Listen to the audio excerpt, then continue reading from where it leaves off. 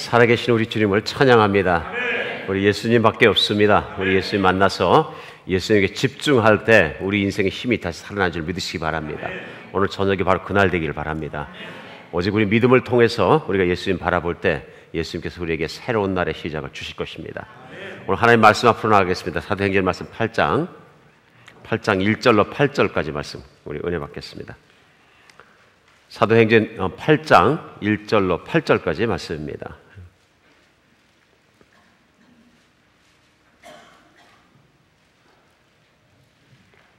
준비되었습니까? 우리 교독합니다. 1절 제가 읽습니다. 사울은 그가 죽임을 당함을 마땅히 여기더라. 그날에 예루살렘에 있는 교회에 큰 박해가 있어 사도 외에는 다 유대와 사마리아 모든 땅으로 흩어지니라.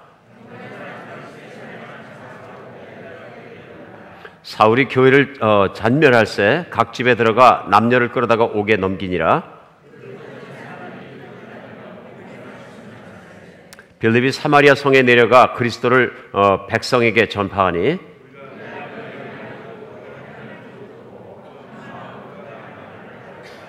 많은 사람에게 붙은 더러운 귀신들이 크게 소리를 지르며 나가고 또 많은 중풍병자와 못 걷는 사람이 나으니 그 성에 큰 기쁨이 있더라. 아멘.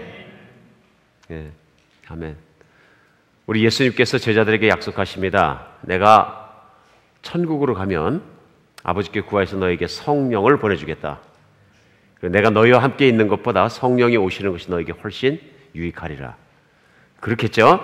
예수님이 만약 2000년간 살아계셨으면 예수님 한 분을 만나는 것이 우리 70억 명 중에서 예수님을 만나는 게 보통 일이 아니겠죠, 이게? 그러나 예수님이 가시고 성령이 오시고 말미암아서 어떤 시대가 열렸느냐 하면요, 이 지구에 사는 수많은 사람들이 하나님을 만날 수 있는 시대가 열렸습니다. 우리 성령의 시대라고 하는데요. 그래서 사도행전 2장의 1장에 넘어가자마자 바로 예수님이 약속하신 그 성령이 오신 사건을 말씀하십니다. 그리고 성령이 오셨을 때 이들이 정말로 능력을 받고 그 다음에 예수님을 전하기 시작하니까 예루살렘에 있던 첫 번째 교회가 말할 수 없이 부흥하는 그 능력의 부흥의 현장이 4장, 5장, 6장, 7장에 거쳐서 계속 나왔습니다. 그리고 그 부흥의 현장에 부흥을 가능케 했던 것이 누구냐면 바로 교인들이었습니다. 그리고 7 집사와 사도들이었습니다. 그래서 7장 마지막 부분은 스데반 집사가 헬라파 유대인들이 하는 그 유대인 회당에 가서 그리스도 예수의 정말 복음을 전하다가 돌 맞아 죽는 사건이 나옵니다. 그러니까 그 돌 맞아 죽는 사건을 중심으로 해서 오늘 본문 말씀입니다. 오늘 8장 1절에서 8절은 큰 핍박이 들어옵니다. 그래서 1절에 보면은 사울, 나중에 사도 바울 된 사람이죠. 그 사울이라는 청년은 그가 죽임당함을, 스데반이 죽임당함을 당연히 죽을 사람 죽였다. 이거는 사람 죽은 것을 개 죽은 것 정도로 생각하는 그런 모양으로 서 있었더라. 그리고 그날에 예루살렘 교회에 큰 박해가 있어 사도 외에는 다 유대와 사마리아 모든 땅으로 흩어지니라. 한꺼번에 흩어져 버린 거예요. 사도들도 숨어 다녔겠죠. 예루살렘에 숨어 다니고요. 교회가 갑자기 풍지박산이 난 것입니다. 그랬더니 경건한 사람들이 스데반을 장사하고 와서 크게 울었다. 여기서 누가가 늘 누가복음에는 사도행전에 했을 때 경건한 사람이라는 건 그리스도인을 얘기하는 것이 아닙니다. 어떤 사람들이냐면요, 하나님의 나라와 메시아를 기다리는 사람들을 얘기합니다. 아직 예수를 만나지 못했지만 정의를 추구하고 의를 추구하는 사람들을 얘기합니다. 그들이 봤을 때는 스데반이 죽을 이유가 없다고 생각했던 것입니다. 마치 예전에 요셉이나 아니면 니고데모와 같은 사람들입니다. 근데 가말리엘도 나중에는 그리스도인으로 이제 개종을 했다 하는 그 전설의 얘기가 있습니다. 그러나 이제 가말리엘이나 그런 사람이 있을 수도 있었겠죠. 그래서 경건한 사람들이 스데반을 그 시체를 들어다가 장사하고 유대인이 장사법에 대해서 크게 울었다 하는 그 내용이 나옵니다. 근데 나중에 바울이 된 사울이 그냥 있는 것이 아니고요, 교회를 잔멸했다 이렇게 나옵니다. 그리고 각 집에 들어가서 남녀를 끌어다가 옥에 넘겼으니까, 잡히는 대로 넘겼으니까 어마어마한 기독교인들이 이미 잡혀 들어갔겠죠. 난리가 난 겁니다. 그런데 그냥 박해가는데 그냥 박해라고 안 하고 여기서 뭐라 그러냐면요, 큰 박해가 났다. 그래서 큰 자가 헬라어로 찾아보면 뭐냐면요, 메가스. 요즘 메가바이트냐 했을 때 100만 단위로 뛰는, 그러니까 메가처치, 메가스토어, 메가, 크다는 뜻이죠. 어마어마한 박해가, 핍박이 밀어닥친 것입니다. 그래서 그냥 집집마다 다 찾아다니면서 기독교인을 찾아서 교회를 잔멸하려고 했다. 그 얘기가 뭘까요? 한국말로 잔멸한다는 얘기는 씨를 남기지 않고 다 죽여버리려고 박박 뒤졌다는 얘기입니다. 엄청난 박해가 들어온 것이죠. 오늘 이 본문 말씀 가운데서 우리가 정말로 21세기 이 시대를 살아가면서 그리스도인으로서 한번 깊이 생각해 봐야 될 것들이 있습니다.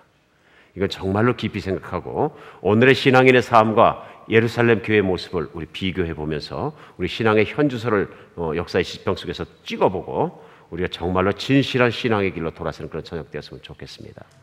오늘 배울 수 있는 걸 본문 가운데 배울 수 있는 첫 번째 겁니다. 그것이 뭐냐면요, 우리는 신앙생활하면서 복의 셈법이 달라져야 됩니다. 복을 어떻게 카운터하느냐 하는 복의 셈법 자체가 달라져야 됩니다. 복을 헤아리는 법이 달라져야 한다는 얘기입니다.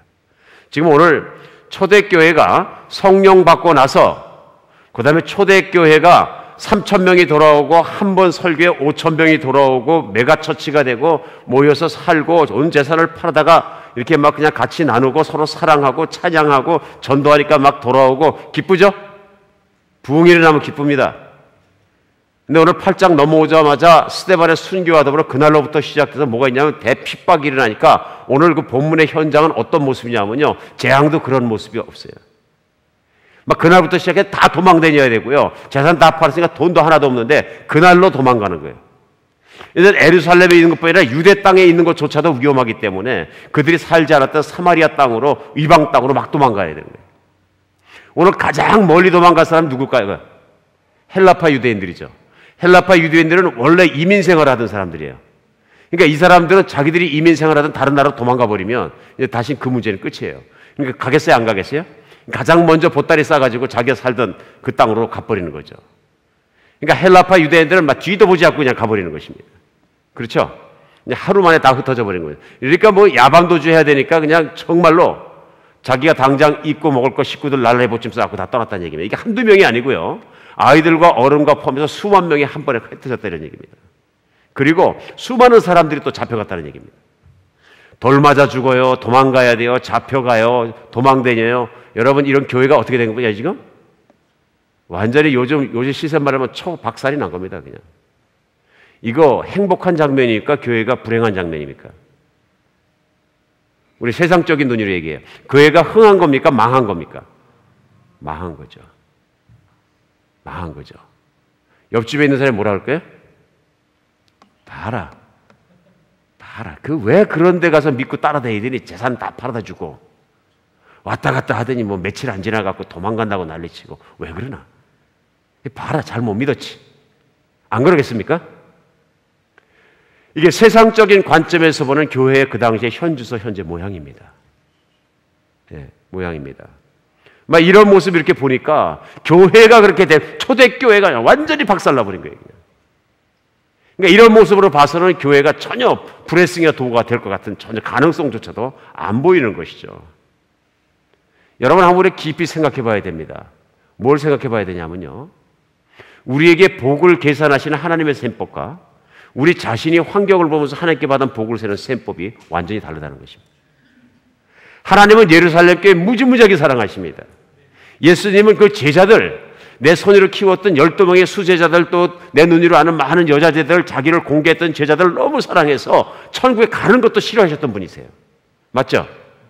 그런 분께서 모든 걸 섭리하시고 모든 걸 하시는데 왜 바로 그 제자들의 제자들, 바로 사장 이 지구상에서 사랑하는 사람들이 도망다니고 핍박받고 정말 세상에서 거짓골이 되는 걸 보고 계셨을까요? 예수님은 즐기셨을까요? 아니겠지요. 그럼 예수님이 갑자기 복을 주려는 마음이 없어졌을까요? 아니겠지요.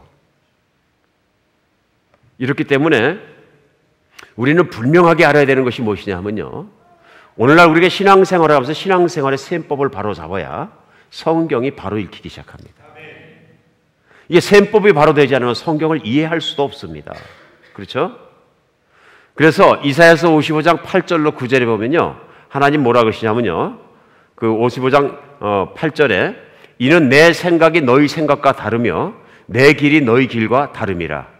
여호와의 말씀이니라. 9절에는요, 이는 하늘이 땅보다 높음 같이 내 길은 너희 길보다 높으며 내 생각은 너희 생각보다 높으니라. 하나님의 생각은 우리 생각과 다르고 하나님의 길은 우리가 생각하는 길과 다르다는 것입니다.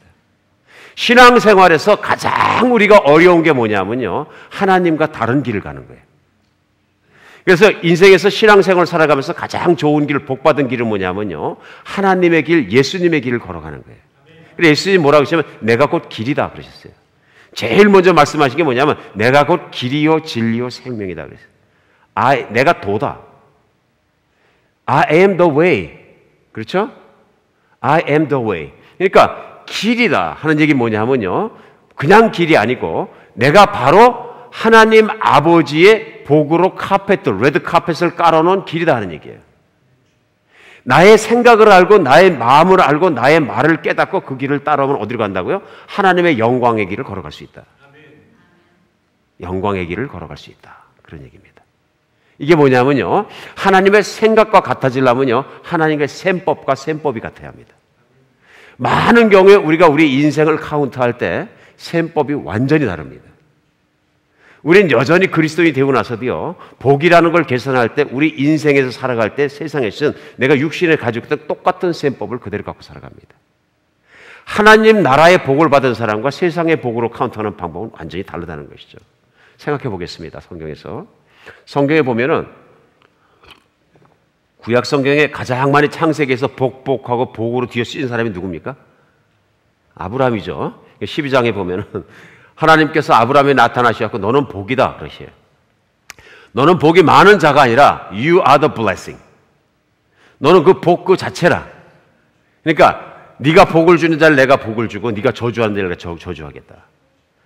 너는 나의 복의 대변인이다 그러시는 거예요. 그런데 그 아브라함이 하나님 말씀 듣고선 75세에 자기 고향 땅 하란 땅을 떠나가지고선 가나안 땅을 걸어서 들어오는데요, 이거 엄청난 결심이 필요한 겁니다. 그때나 지금이나 75세는 뭘 시작하는 나이가 아니라 끝내는 나이입니다. 여러분, 75세 된 노인이 새로운 생각으로 새로운 인생을 출발하기가 쉽습니까? 아니면 원래 살아왔던 인생대로 그 자리에 가만히 있는 걸 좋아합니까? 제가 나이가 들어가면서 생각하니까 나이가 들어가면서는 뉴띵을 잘 안 하려고 그러는데요. 뭔가 내가 편안한 거, 내가 이게 만들어놓은 고정적인 사고방식 안에 앉아있는 걸 좋아하지 그걸 반대로 확 뒤집어 보겠다고 생각하는 사람은 없습니다. 오늘 아브라함은 75세가 되고 나서야 그가 살아왔던 삶의 방식, 삶의 태도, 지역, 심지어는 친척까지 다 내려놓고 그의 모든 편안한 걸 다 때려놓고 하나님 말씀 떠나서 아무도 모르는 땅, 자기 자신도 알 수 없는 가나안 땅으로 들어온 거예요. 가나안 땅에 도착하자마자 하나님께 주신 게 뭐냐면 복이에요. 그렇죠? 내가 너를 복을 주고 내 자손을 많게 하겠다. 복의 근원이 되게 하겠다 말씀하셨어요. 그 말씀이 끝나고 하나님과 헤어졌는데 그 다음부터 아브라함이 겪었던 인생은 참혹한 인생이에요. 그렇게 복을 주신다는 땅이 무슨 땅이에요? 가뭄이 들어서 풀 한 폭이 제대로 안 자란 땅이에요. 목축하는 사람이었는데요, 양이나 소를 먹일 것 풀조차 없는 거예요. 죽는다는 얘기입니다. 먹고 살 것이 없는데 그게 하루 이틀 한 주 두 주 무슨 6개월 그런 것이 아니라 계속 그러니까 살아야 되니까 생존을 위해서 몸부림치게 된 거예요. 복 받은 거예요? 복 못 받은 거예요? 저주 받은 거죠. 잘 사는 땅 본토 친척 아버지 집 다 내두고 떠나가지고 쩔쩔 굶고 돌아다니고 손은 말라 비틀어지고 마실 물도 못 찾겠고 자꾸 남쪽으로 가다 어떻게 돼요? 애굽 땅에 갔더니 이제 와이프도 뺏기고 완전히 인생이 바닥에 들어가는 거죠. 그렇지만은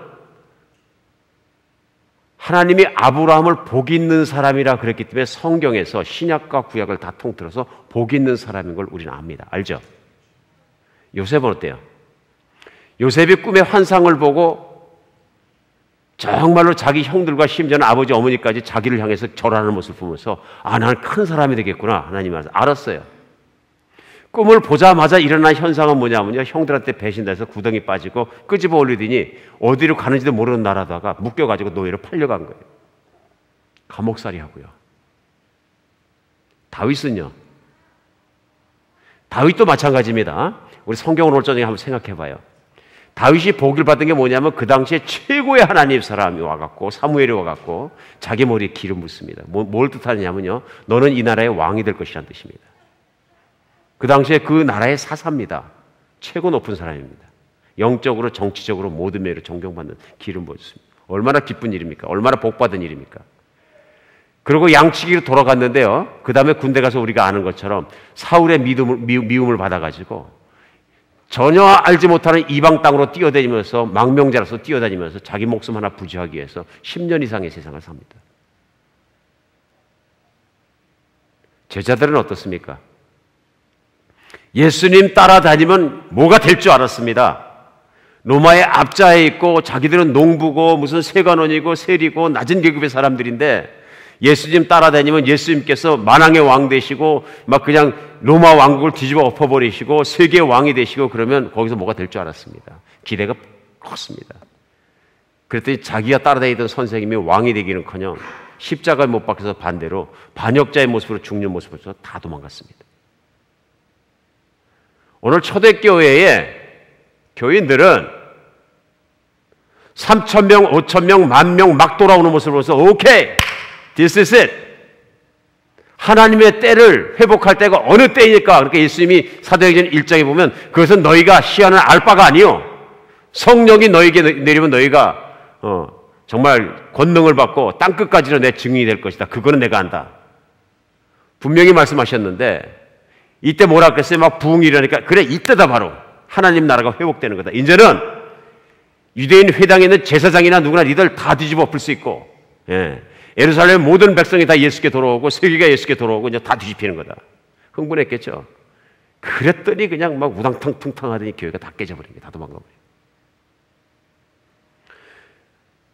우리 같았으면 우리가 초대교회 교인이었으면 무슨 생각했을까요? 교회가 막 도망가고 나도 도망가서 다른 도시 가서 살아야 되는데 도망가서 무슨 생각했을까요? 내가 믿을 걸 믿었나? Is it true?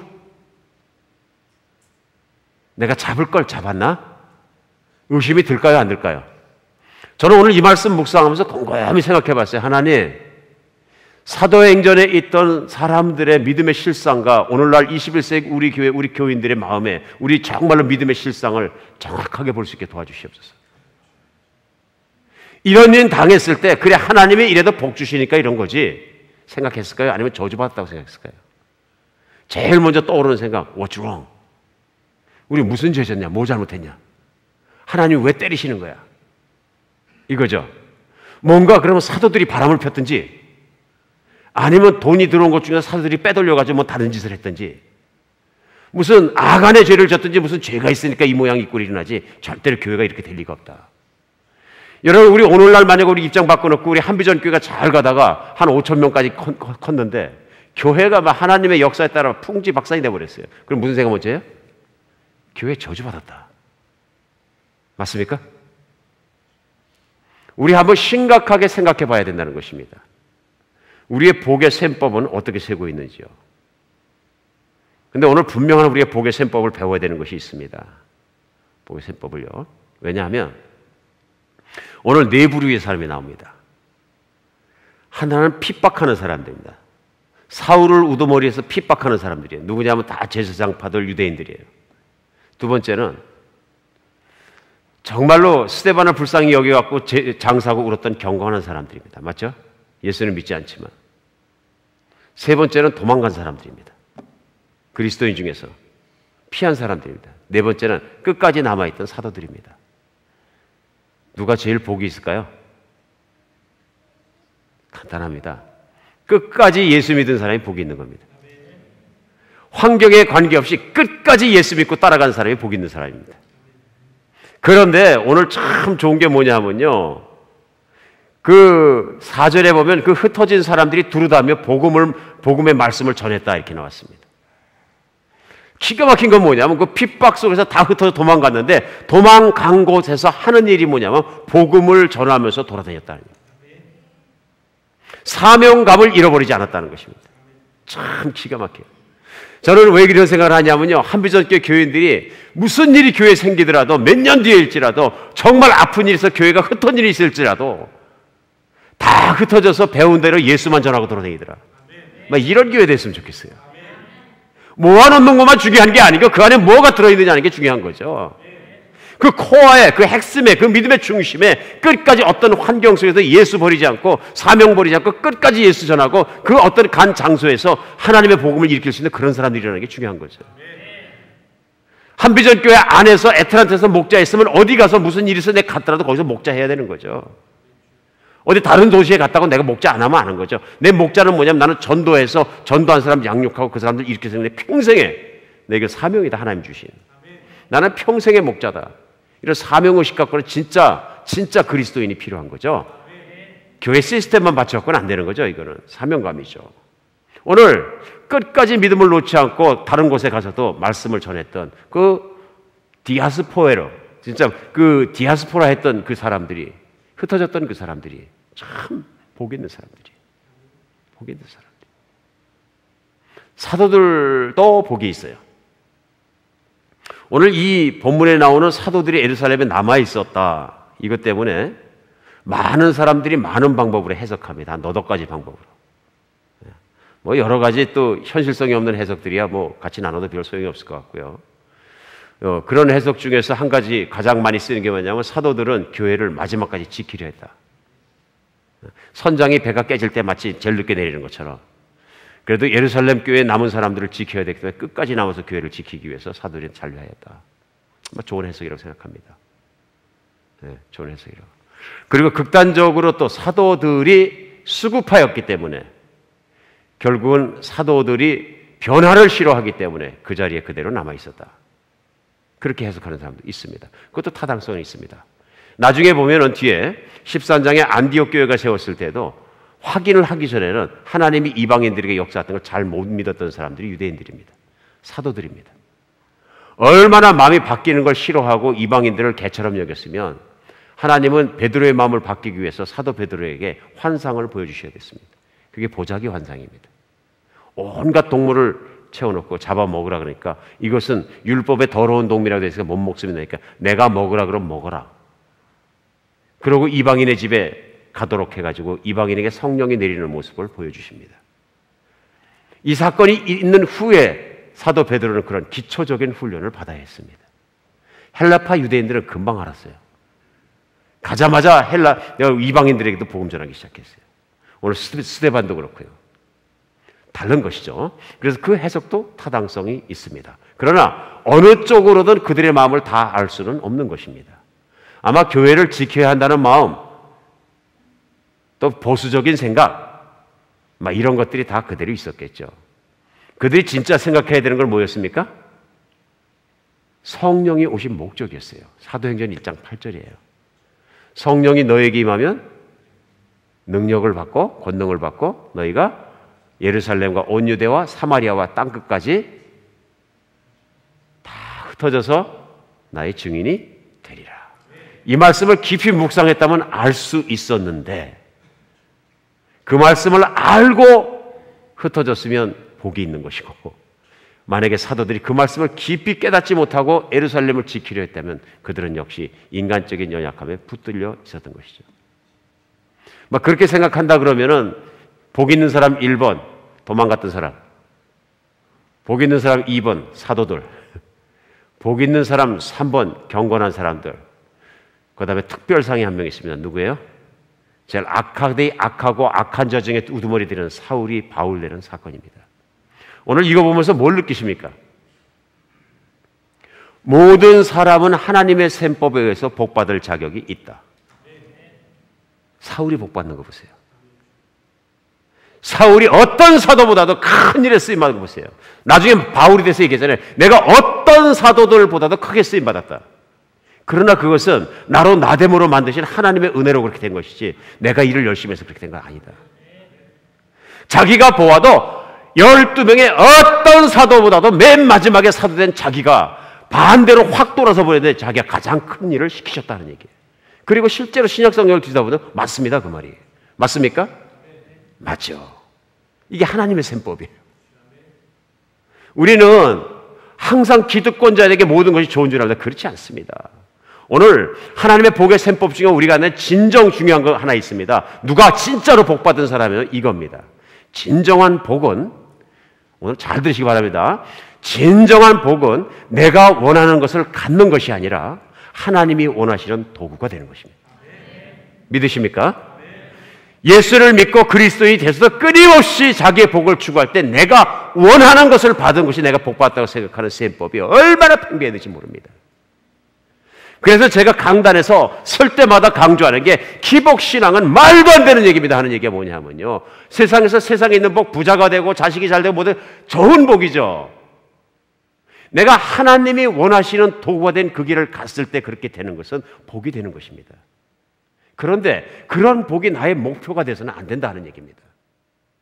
그렇게 되면 환경에 꼬일 때는 어떻게 됩니까? 나는 저주받았어. 환경에 따라서 내 성령 충만이 왔다 갔다 하는 거예요. 그렇습니까? 안 그렇습니까? 조금 뭐 일이 좀 안 되고 가게 매상이 안 오르고 그러면 어깨가 푹 쳐져버려요. 그거 하고 내 신앙하고 관계 있습니까? 없습니까? 관계 없는 거죠. 하나님이 원하시는 도구가 되려 그러는 사람은요, 그런 현실과 믿음이 왔다 갔다 오르락내리락 안 하는 거예요. 왜 그렇습니까? 내가 복받는 길을 하나님이 원하시는 일을 하는 것이 내가 복받는 것인데, 내가 지금까지 믿음으로 믿음의 길을 걸어가고 있는 이상은 환경이 어떻게 변하든 그것이 나를 어떻게 변화시키지 못하는 거예요. 믿으시기 바랍니다. 그러니까 우리 중에서 최고의 복을 받은 사람은 어떤 사람이냐면요, 환경이 나를 흔들지 못하는 믿음의 복을 받은 사람이에요. 믿으십니까? 우리가 복을 하나님께 구할 때 바른 복을 구해야 되는데요, 그런 복을 구하셔야 됩니다. 다른 건 몰라도 하나님께서 저를 마음대로 쓰실 수 있는 하나님의 도구가 되는 복을 주시옵소서. 막 부자가 돼도 좋고 가난해도 좋고 몸이 튼튼해졌고 좀 약해도 관계없습니다. 그러나 성령에 붙잡혀서 내 인생 짤막한 인생을 살아가는 동안에 하나님의 쓰임을 받는 것으로부터는 바깥으로 튀어나가지 않게 해 주시옵소서. 이게 사도 바울의 고백이죠. 그러니까 큰 일을 쓰임 받은 거죠. 그게 복이 있는 것이죠. 진정한 복은 내가 원하는 걸 갖는 게 아니라 하나님의 원하시는 일을 하게 되는 거예요. 믿으시기 바랍니다. 오늘 생각해 보세요. 예루살렘 교회가 복이 있는 교회입니까? 복이 없는 교회입니까? 제가 볼 땐 최고로 복이 있는 교회예요. 복이 없는 교회는 어떤 교회예요? 하나님이 기뻐하시고 원하는 일을 안 하고 세상적인 일을 하는데도 하나님이 안 때려주시는 교회는 버린 교회예요. 이거는 촛대를 옮긴 교회예요. 맞습니까? 요한계시록에 보면 내가 촛대를 옮겨버리라. 그리고 뭐라 그랬어요? 내가 부요하다고 사람들이 얘기하나 부흥한다고 얘기하나 내가 보기에는 내가 헐벗고 헐벗었다. 복이 없다는 얘기 헐벗을 때 박복하다. 정말입니다. 가장 중요한 복은 뭐냐면요, 하나님의 첨예한 간섭이에요. 하나님의 뜻이 이루어질수록 그 사람 인생을 통해서 첨예하게 간섭하시면서 그 하나님의 복의 길로 끌어가시는 거예요. 성경에 나와 있는 모든 사람들, 우리 오늘 봤죠? 아브라함과 요셉과 다윗과 제자들과 모든 인생을 보면 특징이 뭐냐면요, 환난과 고난 중을 지나가지만 끝에는 하나님의 뜻을 이루더라. 이게 복인 거죠. 그 사람들의 인생의 단면을 잘라서 보면 그렇게 저주받은 인생을 살 수가 없죠. 그러나 그들의 인생 전체를 보니까 전국적으로는 하나님의 선하심과 능력이 드러나더라. 이게 메시지 아닙니까? 오늘 그래 중요한 건 뭐냐면요, 우리를 복을 계산하는 셈법이 완전히 달라져야 됩니다. 21세기 교회가 가지고 있는 가장 큰 문제가 뭐냐면요, 엉뚱하게 셈하는 거예요. 신앙을요. 아, 저 사람 복 많이 받았어. 여러분 어떻게 카운트하십니까? 오늘부터 우리가 고민해야 합니다. 예루살렘 교회는 사도행전 1장 8절에 성령이 너에게 임하면 권능을 받고 너희가 온 땅끝까지 흩어져서 내 증인이 되리라. 되라는 얘기예요. 제자를 삼으라는 얘기예요. 그리고 명령이면 흩어지라는 얘기예요. 흩어지라는 얘기예요? 가만히 있으라는 얘기예요? 흩어지라는 얘기예요. 예루살렘에서 안 흩어지면 누가 예수를 알고 누가 하나님 나라를 이룰 겁니까? 가만 놔두면 어떻게 되래요? 메가처치 되고, 야 좋다, 모이자 노래하자 쎄쎄쎄, 우리의 모든 것은 모여서 노래하는 것, 찬양하는 것, 이게 모든 것이다. 사도행전 1장 8절 이루어집니까? 안 이루어집니까? 안 이루어지는 거죠. 너무나 편안하고 너무나 좋으니까 하나님 만나서 꿈 같은 동산에 청석 같은 청반석 같은 바닥 깔아놓고 신비하게 노래하고 신비하게 놀자. 하나님을 찬양하고 예배하는 건 진짜 중요한 것입니다. 그러나 심지어는 하나님께 노래하고 찬양하고 예배하고 모이는 것 그 자체가 모든 것이라고 생각하는 건 엄청난 함정에 빠질 수 있다는 것입니다. 예배하는 건 하나님께 예배하기 위해서 모이기 때문에 중요한 것이지만 어떤 면에 그것만 강조한다면 그것조차도 문제가 될 수 있다는 것이죠. 왜 그래요? 흩어지질 않는 거예요. 가장 복이 있는 사람은 삶의 현장 속에 들어서 하나님의 말씀대로 사는 사람입니다. 환경이 어떻게 될지라도 나는 하나님의 말씀대로 나 예수 전하고 산다. 그래서 예수님도 말씀하셨어요. 그렇게 예수 전하고 예수님 말씀대로 살다 보면은 고생도 하고 핍박도 받는다. 그러나 핍박 받으면 복이 있다. 걱정하지 마라. 복이 있다 그러셨어요. 그래서 마태복음 5장 11절, 12절에는요, 팔복, 복이 있는 사람에 대해서 말씀하시면서 심령이 가난한 자 복이 있다. 애통하는 자 복이 있다. 우리 생각하면 막 슬퍼서 엉엉 울자 무슨 복이 있다고. 하나님의 셈법. 그러면서 11절에 말씀하신 나로 말미암아 너희를 욕하고 박해하고 거짓으로 너희를 거슬러 모든 악한 말을 할 때는 너희에게 복이 있나니. 언제 복이 있다고요? 사람들이 나를 핍박하고 거짓으로 나를 막 모함하고 그럴 때는 악한 말 할 때는 복이 있나니 기뻐하고 즐거워하라. 하늘에서 너희 상이 큼이라. 너희 전에 있던 선지자들도 이같이 박해하였느니라. 세상엔 마귀가 있기 때문에 정확하게 예수님을 전하고 그분 말씀대로 살려고 그러면 꼭 핍박과 방해가, 비난이, 험담이, 비방이 따라온다 그런 얘기예요. 근데 참 이게 어려워요. 살아보면 이 셈법으로 가는 게. 그러니까 저도 목회하면서 이제 가끔 한 번씩 얘기 들릴 때 있거든요. 제 생각과 제 태도와 제 말에서 나간 게 아닌데 막 비방받을 때가 있어요, 없잖아. 그럼 상당히 불쾌합니다. 그리고 어쩔 때는 어떤 목사님들 그러던데요. 막 그냥 교회에서 저는 그런 거 안 당해봤습니다만 막 싸움이 나고 막 그냥 목사님들 장로님들 막 그냥 나중에는 언성이 높아지고 싸움이 나고 그러면 이불 뒤집어 쓰고 일주일 내내 그냥 누워있던데. 근데 만약에 저도 당해보니까 험담을 들었다, 비판을 들었다. 그거 참 기뻐하기 그렇게 어려운 겁니다. 하나님 셈법대로 하면 어떻게 하라는 거예요? 내가 잘못한 게 없거든 기뻐하라 그런 얘기예요. 내 이전에 하나님의 의로운 길을 걸어가고 바른 길을 가는 사람들, 세상 사람이 다 그렇게 했느니라. 내가 길을 갔을 때도 그렇고 그렇지 않느냐? 그럼 기뻐해라. 중요한 건 내가 잘못한 것이었고 내 길을 따라오면서 비난과 비방을 받거든 기뻐하라. 그리고 즐거워하라. 하늘나라 네 상이 큰 줄 알아라. 이게 그렇게 잘 안 되는 거예요. 이게 돼야 되는 거죠. 핍박을 하고 비방을 하고 욕을 하거든 땡큐 하나님. 이제 드디어 제가 제 길을 가고 있거든요. 감리교 창시자라는 요한 웨슬리가 영국에서 사역할 때입니다. 이 사람이 말을 타고 동네마다 다니면서 복음을 전하는데요. 그때는 그게 불법이었습니다. 그때는 한 교단만이 인정되어 있는 영국 전체에서 바른 교단이었어요. 영국의 종교개혁은 아주 독특했습니다. 영국은 천주교를 몰아내버린 것이 아니라 교단을 바꿔버렸습니다. 그리고 그걸 끝이에요. 그랬는데 그 교단이 또 천주교같이 되는 거예요. 앵글리칸 철치가요. 그러니까 기득권을 붙잡았으니까 나머지 복음을 전하는 모든 사람들은 다 자기 교단이 안수한 목회자가 아니면 다 이단이에요. 이제 이렇게 되니까 성경 중심이 아니라 자기 교회 중심에서 천주교 스타일 중심이 또 나온 거예요. 그러니까 청교도도 나온 거거든요. 나중에 핍박을 받고. 그러니까 요한 웨슬리가 자기 교단에서 안수를 안 받았는데 목사라고 프리치를 하고 다니니까 이건 이단이다 이렇게 되니까 가서 프리칭 하는 곳마다 막 돌을 던지는 거예요. 사람들이. 벽돌 던지고. 뭐 하루 몇 대씩 맞는 건 보통이었대요. 그냥 돌 던져가지고. 어느 날 벽돌을 안 맞으면 요한 웨슬리가 그랬대요. 하나님, what's wrong? 오늘은 제가 뭘 잘못했습니까? 하나님의 셈법. 비난을 받고 핍박을 받고 아픔이 있으면 기뻐하고 기뻐하라 이런 거예요.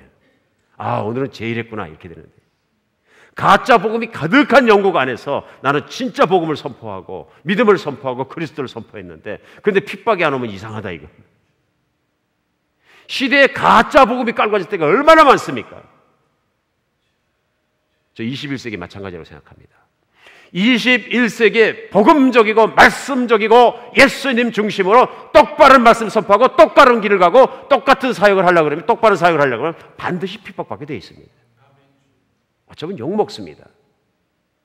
비난 듣고요. 쟤들만 똑바르냐? 쟤들만 잘나냐? 별나는 소리 다 듣습니다. 그럴 수 있는 거죠. 제가 이효셉 목사 맨날 기복신앙 틀렸습니다. 그러면 맨날 주일 모일 때마다 오늘 누구누구 집사님은 기도하던 중에 3,000불을 받았답니다. 3만 불을 받았답니다. 매주 그거 하는 교회 가면은 이 사람 이거는 제정신이 아니다. 핍박할 거 아닙니까? 그렇지 않습니까? 세상에 사는 복으로 똘똘 뭉쳐서 격려하면서 교회를 이렇게 끌어모아서 이렇게 하는 교회 가서 그런 얘기 하면은, 근데 문제는 뭐냐면 그 교회에서 못 사는 사람은 어떡하냐는 얘기죠. 지지리도 계속 못 사는 사람은. 어떤 사람은 평생에 자기 이름으로 된 땅 한 평이 없는 사람도 있거든요. 있어요, 없어요? 제가 보니까 많아요. 태어나서 자기 이름으로 된 집 한 채를 못 줘보고 그냥 죽는 거예요. 많아요. 그럼 그 사람 저주받은 사람들이에요? 열심히 살거든요. 일용직 근무하면서? 아닌 것이죠. 그거 아니죠. 하나님의 복은 따로 있는 것이죠. 말씀대로 살기 위해서 고난을 당하는 사람들, 복 있는 사람들입니다. 내가 그리스도인인데 나 열심히 좀 예수 믿으려고 그러는데 사업이 좀 잘 안 될 수 있고 망할 수도 있고, 그렇죠? 직장에서 해고 당할 수도 있고 어려움 당할 수 있습니다. 중요한 건 그게 아니고, 나는 죽지 않는 한, 예수께서 뭐라 그러셨어요? 오늘 먹을 거 있으면 it's fine. 그냥 하루 살았으면 되니까 내 말대로 마음 편안하게 살고 내일을 또 내일 걱정하고, 그 대신 나를 전하는 사람으로 살아라. 내가 너와 함께 하고 있다는 것을 잊어버리지 말아라. 이 믿음을 가지고 내가 고난 중에도 환난 중에도 어려움 중에도 내가 끄떡없이 나가는 사람, 믿음으로 인생을 사는 사람, 이 사람이 복 있는 사람이에요. 이런 사람들을 통해서 하나님이 일하신다, 이런 얘기입니다. 세상의 셈법과 얼마나 다릅니까? 저는 어쩔 때 다른 건 괜찮은데 조금 부자신데 교회 헌금 많이 하셨는데 헌금 많이 한 것 때문에 목에 힘 주시려고 그러면 저는 다른 거 다 참아도 그건 못 참아요. 내가 헌금 많이 했기 때문에 교회를 막 휘적거리려고 목에 힘 주고 막 그러시면 그런 건 못 참아요. 둘 중에 하나예요. 겸손해지시든지 교회를 떠나시든지. 왜 그러느냐 하면요, 나쁜 본이 돼요. 교회 아주 나쁜 본이 됩니다. 그러니까 제가 교회 비단지려고 그러는 거예요. 죽어도 비단지려고요. 교회가 커져야 되는데 건물로 커져야 되는 야망이 들어오니까 그걸 갖다 크게 만들어놓으니까 돈을 많이 내주는데 꼼짝 못하죠. 목회자가 말씀대로 살아가는데 왜 꼼짝을 못하는 거예요 도대체? 그렇지 않습니까? 그런 면에서 우리의 복을 잘못 계산하는 사람이 되지는 않았으면 좋겠습니다. 부자가 돼서 말없이 재물로 교회를 섬겨주시면 얼마나 감사하실까? 쥐도 새도 모르게 구하시면 얼마나 더 감사할까? 우리 한비전교회 섬기다 사우스캐롤라이나에 갔는데 그냥 그분도 잘 사는 분이 아니고 큰 비즈니스 하는 분이 아니에요. 그냥 영세업 하시는 분이에요. 조그만 식당 하시지만 인도 선교 간다 그러니까 몇만 불 덤썩덤썩 내놓으시고 돈만 불 들고 오시고, 앞으로도 제가 작정하고 한 돈 10만 불 만들어 보겠습니다. 이거 부자들도 못하는 거예요. 부자들도 못하는 거예요. 자기도 가족에게 줄 돈이 있대. 하나님 먼저 드리고 하겠습니다. 우선순위를 하는 분들, 이게 복 있는 사람들이. 사랑하는 여러분, 하나님의 셈법을 들고 사시기 바랍니다. 예루살렘 교회는 복이 있는 교회입니다. 하나님이 억지로 간섭해서 흩으시니까 안디옥에도 교회가 생기고, 나중에 나오잖아요. 그 흩어진 자들이 안디옥에도 복음을 전할 때 교회가 생기고, 거기서 사도 바울이 나오고, 이런 흩어진 사람 없이 그런 게 어떻게 나와요? 사도 바울이 가기 전에 로마에도 교회를 세우고 각 지역에 교회를 세우고 유럽을 확 바꿔버린 사람들은 이 사람들이에요. 그 중에 스타가 사도 바울인 것뿐이죠. 사도 바울이 다 개척한 게 아니에요. 로마 교회는 사도 바울은 알지도 못했어요.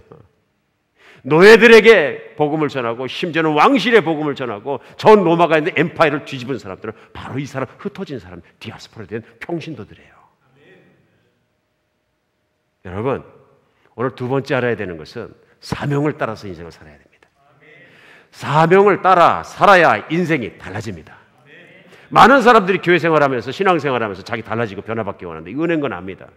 은혜인 건 아는데 나는 그냥 쉽게 안수받고 한 방에 달라지든지 이걸 원하는 거예요. 사랑하는 여러분, 진짜 복은 그게 아닙니다. 진짜 복은 성령 받은 사람답게 사명감을 가지고 평생을 뛰어갈 수 있는 믿음이 내게 임하는 것입니다. 어떨 때는 이게 하루아침에 되는 것이 아닙니다. 내 안에 있는 정말 자아의 각질들이 자꾸 벗겨져서 없어지고 이제 내가 다 양파를까지 까고 나오면 남은 것은 예수 그리스도와 그분을 위해 산다. 이것만 남아있는 신앙이 되어야 사람은 변하는 것입니다. 사람은 중심이 변해야 합니다. 그 중심이 뭐냐면요, 내가 무엇을 위해 사느냐 하는 인생의 목적입니다. 여러분, 지금 현재 여러분 인생을 끌고 가고 있는 힘은 무엇입니까? 여러분은 무엇을 위해 사십니까? 그 대답이 여러분입니다. 그 대답이 나는 예수께서 말씀하신 사도행전 1장 8절에 오직 성령이 너에게 임하면 너희가 권능을 받고 예루살렘과 온 유대와 사마리아와 땅끝까지 이렇게서 내 증인이 되리라 하셨으므로 나는 예수님 찬양하고 예수님 전하는 그 일을 아주 작은 일일지라도 내가 감당하다가 주님 앞에 서는 것이 내 인생의 목적입니다. 공통적으로 이런 사람들이 누구냐면 그리스도인이라고 부르는 것입니다. 삶의 본질이 달라진 거예요. 근데 수많은 평신도들이 어떤 생각이냐, 나는 평신도니까 그렇게까지는 안 해도 될 거야. 이건 사단의 거짓말이에요. 완전한 거짓말이에요. 그래서 지난 2000년 동안 평신도들을 완전히 무력화시켜 놓으니까 안 되는 거예요. 세계를 복음하기 위해서는 모든 그리스도인들의 노력이 필요합니다. 여러분, 70억 명의 세계 인구를 어떻게 몇만 명의 사람이 이걸 다 바꿀 거예요? 70억 명을 갖다가 감당하려고 그러면 12명씩 감당한다 그러더라도 몇 명의 기독교인이 필요합니까? 세계에 있는 전 기독교인이 다 선교사로 나서야 세계는 달라지는 것입니다. 사단이 교회에 한 가장 큰 거짓말이 뭐냐면 이거예요. 선교사는 안수받고 나간 선교사는 따로 있다. 천만의 말씀이에요. 하나님 말씀은 모든 영혼이 성령 받은 사람이라면 모두가 다 예수의 증인으로 살라고 말씀하시는 거예요. 이 거짓말에 묶여가지고 지난 2000년 동안 교회가 자기 역량을 못하는 거예요. 지금도 그래요. 지금도 1960년대 로렌 컴이라는 목사님 와이오밍이라는 선교단체를 시작하는데 청년 목사가 목적이 뭐였었냐면은 그때 당시에는 교단에서 안수하고 파송한 선교사 외에는 선교사가 아니니까 아니다. 성경에 보면은 누구든지 할 수 있는데 선교는 그래가지고 고등학교만 졸업한 사람들 다 붙잡아가지고 단기 선교 보내기 시작한 거잖아요. 단기 선교 한 번도 나간 적 없을 때 그건 획기적인 발상이에요. 그래 오늘날 단기 선교 갈 수 있는 거예요. 그렇죠? 그러니까 지금도 전통적인 교회에서 선교관과 평신도의 사역관을 잘못 배운 사람들은 그 단기 선교 그런 거 왜 하노? 돈 모아서 그냥 선교사 보내주고 그냥 그걸로 하면 끝나는 거지. 비용 대 그 효율도 생각도 해보고 그래야 되는데 뭐하러 돼 있는 거예요? 아닙니다. 세계에 있는 전 교인이 선교사로 나서야 복음은 세상을 바꿀 수 있습니다. 지난 1900년 동안 불순종했기 때문에 복음화는 끝나지 않고 예수님은 못 오시고 계시는 것입니다. 이제 달라져야 합니다. 왜 그러냐 하면요, 그렇게 가르치는 것이 좋고 그렇게 가르치는 걸 따라가는 게 편안하거든요. 신앙생활은 편안한 것하고는 전혀 관계없거든요. 평안을 구하는 것이, 피스를 구하는 것이지. 그렇죠? 하나님과 나의 관계 속에서 최대한의 평안을 내가 추구하는 것이지 내 몸의 편안함을 추구하는 것은 아니거든요. 그런데 우리가 세상을 살아가면서 또 교회가 편안한 삶이 곧 평안한 사람이고 착각하게 만들어버린 거예요. 그냥 시키는 대로 따라오기만 하세요. 아니죠. 아니죠. 내가 세상을 섬기지 않으면 세상이 변하지 않는다는 신령한 부담감 갖고 살아야 되는 것이죠. 나는 예수의 증인으로 살아야 되는 내가 해야 된다는 것이죠. 제가 그래 힘들어하는 것 중에 하나가 뭐냐면 아틀란타 가고 진짜 힘든 거 솔직하게 고백하겠습니다. 잘못된 신앙관이에요. 잘못된 교회관이고요. 그게 얼마나 힘든지 몰라요. 차라리 저하고 처음 만나서 예수 믿으면 편해요. 이요셉 목사가 그렇게 빡빡하지 않던데요. 그래요. 왜 그럴까요? 처음부터 그렇게 배웠기 때문에. 그럼 제자훈련 받은 다음에 제자훈련 받으면서 목자 하세요. 예, 제가 할 수 있으면 하죠. 금방 순종할 수 있어요. 그럼 제가 설명해 주세요. 목자는 완전한 사람이 하는 것이 아닙니다. 어떤 그리스도이든 예수의 증인이 되기로 결단한 사람은 전도해야 되고 전도해서 예수 믿는 사람에서 딴 사람한테 줄 것이 아니라 내가 데리고 목양해야 되는 것입니다. 그걸 다른 데서 하는 것이 아니고 내 집에서 하는 것이 목자입니다. 가정교회는 평신도 사명자가 평신도 목회자가 교회로 오세요 하는 것이 아니라 교회를 들고 세상 한복판으로 나가는 것입니다. 이건 구역예배와 다른 것입니다. 내가 한 명의 목회자가 돼서 세상의 한복판에서 하나님 보내신 자리에서 내가 선교사가 돼서 복음을 전하는 그 일을 하는 것입니다. 처음부터 그렇게 배우면 금방 해요. 근데 교회 생활 좀 오래 하시던 고참들은 뭐가 어려운지 아세요? 과거 걸 털어내야 돼요. 과거 거 다 털어내야 돼요. 안 털어지는 거예요. 훈련 받는 거 하고 은혜 받는 거 하고 다 하겠는데 목자는 let me think about that. 몇 년이 지나가도 안 하시는 거예요. 목자를 안 한다고 해서 그분을 제가 비난하는 것이 아니고 왜 안 하는지 생각해 봐야 돼요. 여러 가지가 있어요. 그냥 편안하게 적당히 신앙생활이 귀찮으니까, 상처받기 싫어서, 그렇죠? 여러 가지 이유가 있겠죠. 합당한 이유가 없는 이상은 우리 다 같이 뛰는 게 맞다 그런 얘기예요. 그러니까 이호셉 목사가 우리 교회 1000명의 목자가 아틀란타를 정복해버려야 됩니다. 그러면 와우, 빅 드림. In your dream. 저는 하나님이 하시면 한다고 보는 것입니다. 하나님이 하시면. 제 마음속에 들끓는 마음과 똑같은 마음을 갖다 가질 수 있는 비전을 공유하는 사람들이 모인다면 할 수 있다고 봅니다. 그래야 아틀란타에 있는 한인이 10만 명이 다 믿지. 언제 이렇게 해가지고 언제 안 믿을 거야? 안 믿습니다. 똑같습니다. 교회 숫자는 자꾸 늘어나도 안 믿는 사람 숫자는 그대로 있는 거예요. 안 변하는 거예요. 세계 역사가 지난 2000년간의 역사가 그랬습니다. 뛰는 사람만 뛰어요. 사랑하는 여러분, 그것이 목장이든 선교를 하는 것이든 그것이 무엇이든 저는 그렇게 한다고 생각합니다. 지금 이 시간에 자기의 권리를 다 내놓고 뉴욕 나가서 우리 사랑하는 형제 자매들이 길에서 자기의 컴포트존 편안함을 다 내려놓고 창피함을 내려놓고 모든 걸 내려놓고 구박을 내려놓고 예수 믿으세요 믿고 있습니다. 길에서. 이건 큰 변화입니다. 애틀랜타에 있던 어떤 교회가 언제 뉴욕 땅이라는 땅에 가가지고 그 정말 예수 안 믿고 왔다 갔다 하는 사람 붙잡고 예수 믿으십니까? 선포합니까? 시작입니다. 다음 주에 인도 나가는 것도 시작입니다. 저는 언젠가는 우리 교인들이 수백 명, 수천 명이 전 세계 각지에 나가서 나는 3년 커밋합니다. 5년 위탁합니다. 10년 위탁합니다. 선교 생활 하다가 또 들어와서 교회 섬기다가 또 나갔다가 계속적으로 그런 선교사들이 수백 명, 수천 명이 움직이는 그런 교회가 되는 그런 날이 올 줄로 믿습니다. 여러분 똑같은 얼굴 가지고 한 10년, 20년 모여가지고 노래만 하고 앉아있으면 재미없잖아요. 내가 아프리카 무슨 나라에 가서 3년간 사역했는데 이런 일이 있었답니다. 얘기하면 교회 도전받잖아요.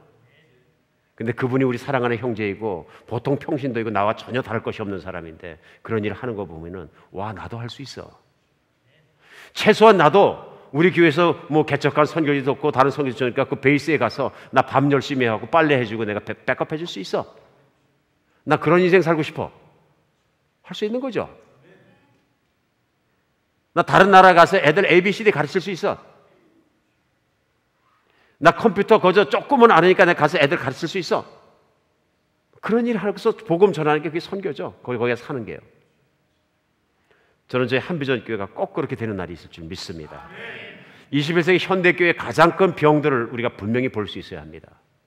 우리가 형제 교회들을 감히 우리가 무슨 뭐 손가락질하거나 그래서는 절대로 안 되겠지만 중요한 건 잘못된 것은 잘못된 대로 말씀과 교회의 현실의 모습을 예루살렘 교회 모습을 이렇게 오브라에서 비춰보면서 무엇이 복인지 분명히 알아야 합니다. 안 하고 일 안 하고 있으면 때려서라도 하나님이 일 시키시는 게 이게 복입니다. 예루살렘 교회는 때려서라도 흩으셔가지고 핍박받아 흩으셔갖고 하나님 핍박 막을 수도 있었습니다. 그러니까 전 세계에 복음이 퍼지지 않습니까? 우리야 뭐 맞는다고 흩어지겠습니까? 맞기 전에 자발적으로 전 세계로 흩어서 복음 전하는 한비전 교회, 진짜 교회 됐으면 좋겠습니다. 아무리 큰 교회 세워놓으면 한 명도 안 움직이면 뭐 하겠습니까? 제 가슴을 치고 통탄하는 일이 있어요. 뭔지 아십니까? 한국인들의, 기독교인들의 자부심이 있어요. 그게 뭐냐면 지난 100년 동안 우리는 급성장해서 교회가 12,000명의 선교사를 파송했다 자랑합니다. 전 교회가 파송한 선교사 12,000명을 파송했다. 이거 말도 안 됩니다. 한국 교인이 1200만 명이라고 할 때 12,000명을 파송해서 몇 명당 한 명입니까 도대체? 1200명당 한 명이 1000명당 한 명인가요? 하나님은 1000명당 한 명씩 선교사 나가라고 말씀하시지 않았어요. 너희 다 나가라 그러셨죠. 너희 다 같이 뛰라 그러셨죠. 그게 재정이 됐든 무엇이든 다 같이 뛰라고 말씀하신 거죠. 힘을 다해 뛰라고 말씀하신 거지. 1000명이면 어마어마하잖아요. 지금 미국과 세계에서 교단에서 가장 선교 열심히 하는 데는 그래도 남침내교회, 우리 소속되어 있는 SBC. 제가 그래서 남침내교회 들어왔어요, 사실. 남침내 교회만이 전임 선교사를 4,900명, 5,000명 가까이 파송해서 유지하고 있어요. 근데 여러분, 이게 숫자적으로 볼 때 미국에 있는 교회, 4만여 교회만 보더라도 미국에 있는 교회 수개의 교회가 모여서 겨우 선교사 한 명 파송하는 거예요. 하나님이 언제 이렇게 사역하라 그러셨어요? 각 교회마다 수십 명씩이라도 내보내야죠. 그렇죠? 네. 우리 교인 10명을 한 명 파송해서 한 명 책임질 수 있잖아요. 십시일반. 인도 나가서 렌트비 내고 한 1,500불이면 살거든요. 사역하고. 1,500불 10가정이면 조금씩 도우면 살릴 수 있잖아요. 할 수 있습니까? 없습니까? 있죠. 이렇게 살아야 합니다, 우리. 그리고 정말로 한비좁게 이렇게 됐으면 좋겠습니다.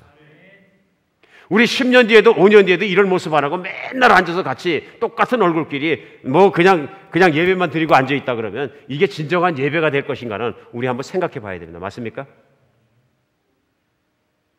사랑하는 여러분, 오늘 이 말씀 가운데서 사도행전 8장 1절로 8절 말씀 가운데서 말씀의 뜻을 생각하는 것도 중요하지만 우리가 이 말씀에 하나님께서 어떻게 사역하시는가를 우리가 보면서 나가는 것이 중요합니다. 그때 살았던 사도들보다 우리는 훨씬 복이 있는 사람입니다. 사도들은 자신들이 왜 핍박을 당하는지도 모르고 당했지만 우리는 마치 영화를 다 보고 보는 것처럼 결과를 아는 사람입니다. 그렇죠? 아브라함도 하나님과 함께 있고 사도들도 지금 하나님과 함께 있습니다.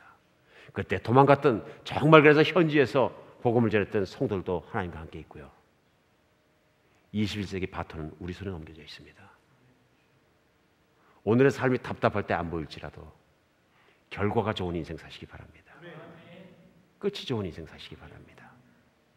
그 사도들도 다 하늘나라에 있고 언젠가는 우리도 이 지상에는 없어지고 하늘나라에 있을 것입니다. 기도하겠습니다.